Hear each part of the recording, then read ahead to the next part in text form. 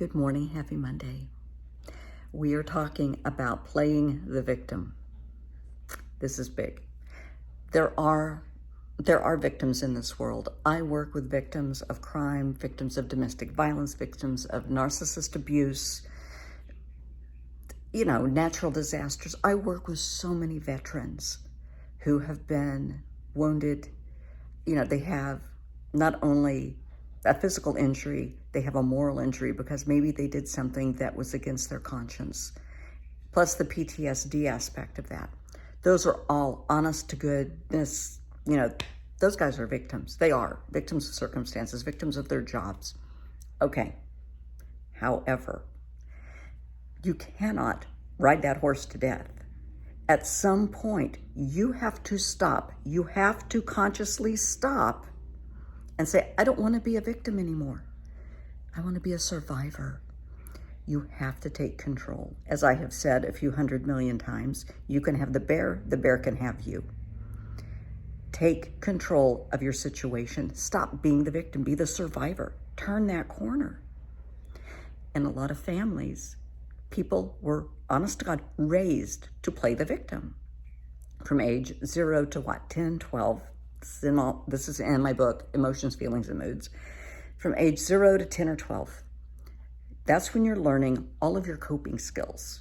That's when you learn how to deal with a crisis. That's when you learn how to deal with anger, frustration, joy. Everything is from your home environment. So if you're raised in a toxic environment where you have an adult or several adults that lash out in anger, maybe they drink, maybe there's drugs, maybe they just storm out, then that's how you are going to deal with stress. If you pay attention to this, because I would put money, somebody like this. You may have somebody that instead of lashing out, instead of storming out, instead of slamming a few beers and punching the wall, they get sick. They don't feel good. They take to the bed, as they say in the South.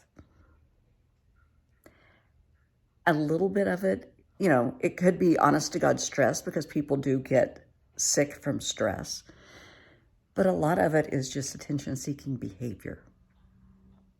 And I have talked a lot about attention-seeking behavior, but they will be sick. And then they're the victim. You made me sick. This happened and that happened, and now I'm so upset I have to take to the bed. I am so upset I'm going to have to go to the doctor. I am so upset I have to go to the hospital. It could be truthful. It could be, but 9 times out of 10, it's attention-seeking behavior, and they're playing the victim. They want they want to transfer all the attention from the situation to them. Poor me. I'm the victim. I'm having all these problems. Everybody feels sorry for me. Let's take control of the situation. And instead of being the victim, saying, oh, hell no, I don't think so. If somebody upset you to the point that you are that sick, and it happens. Things happen to your kids. Your spouse may leave. You may find out there's an affair, any number of things. And that will rattle your cage. Remember, we have 3 choices. React, respond, walk away.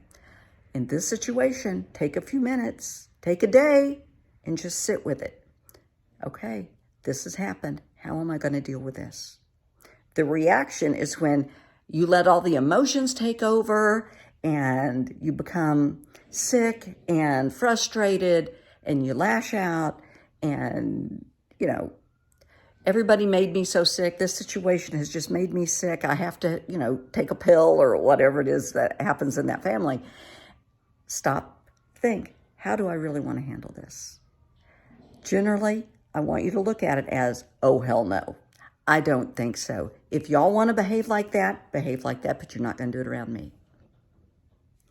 Don't allow other people's problems to become yours. Don't adopt them. Now, if this affects you directly, if somebody did something specifically to you, again, just because somebody's behaving that way doesn't mean you have to accept it. Oh, hell no, I don't think so. Out. Leave. And if you're in somebody else's home, you leave. Remove yourself from the situation. By doing that, By taking control, you're moving out of victimhood into survivor mode, and that's what we want. Also, let's touch on enabling. I see a lot of parents, and I'm a parent, I'm a grandma, but I am not one to enable at all. And you know, people will have their child get into, I phrased that wrong, I'm sorry. I will hear from a client, or I'll get a call, and somebody's kid got into trouble. And you know, it may not be that big a deal. Maybe the kid's cutting class, maybe he got caught with weed, or, you know, and the parent calls me and they're just all kinds of upset. And the school wanted them to talk to somebody and they chose me, which is great. Say, okay, well, what's going on at home?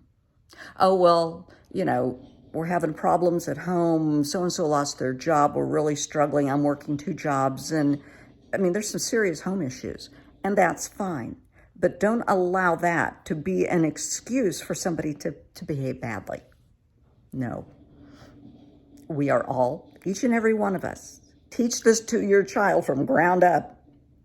We are all responsible for our actions, inactions, attitudes, behaviors, and the consequences. I know someone, I have someone I spoke with last week, a wonderful gentleman, and he came from an absolutely horrible background. And he got into a lot of trouble as a youth. And once he figured it out, once he realized that he was a product of the environment, he took responsibility for that and changed his life. Today, he's a retired pro athlete, and he's doing very well for himself. But he realized he was responsible. Only he was responsible. He can't blame it on mom and dad, because by the time you're 13, 14, you know right from wrong. You don't have to go along with the crowd. You are responsible for your own actions, inactions, attitudes, behaviors, and the consequences. And that's a hard pill to swallow. Not only for whoever did the deed, it's hard for parents to see this happen with your child, that your child could get into that kind of behavior. You may, and I have seen families, and it's kind of hard to believe, but they'll say, oh, well, you know, everybody in the family drinks. Their whole family are just a bunch of drunks, so this is kind of what we expect. No, we don't expect that. Let's change your thinking. That is not acceptable, to think that just because everybody in the family was a criminal, everybody in the family was a drug addict, everybody in the family did this or that your child is going to do that too. No. Boundaries. Set boundaries early and teach them about accepting responsibility. Also, teach your child how to say, I'm sorry. You would be surprised at the adults that don't know how to say, I'm sorry. They cannot look at you and say, I am sorry I hurt your feelings. I'm sorry I made a mistake. They can't do it. They will dance all around it. They will avoid the topic. I had a mother a few months ago, I was dealing with a family, and the mom told me that her 11-year-old doesn't know how to say, I'm sorry. Well, are you teaching him? No, we just let it go. Well, is that doing anybody any good? Is that doing the child any good? No, but there again, well, everybody on his dad's side of the family is like that. I don't care. Teach your child how to say, I'm sorry. If his friends want him to do something that's inappropriate, teach your child to say no. If your child hurts someone, hurts an animal, breaks a window, he needs to go to you, of course, and then go to whoever he hurt and say, I am sorry I did this. How can I repay you? How can I make it better? What can I do? That's a have to. Teach your child. Stop being the victim. Please. I know this is a bit scattered, but I'm trying to cover a lot of territory in under 10 minutes. Stop being the victim. Take control. You are worthy of boundaries. You are worthy of being a survivor.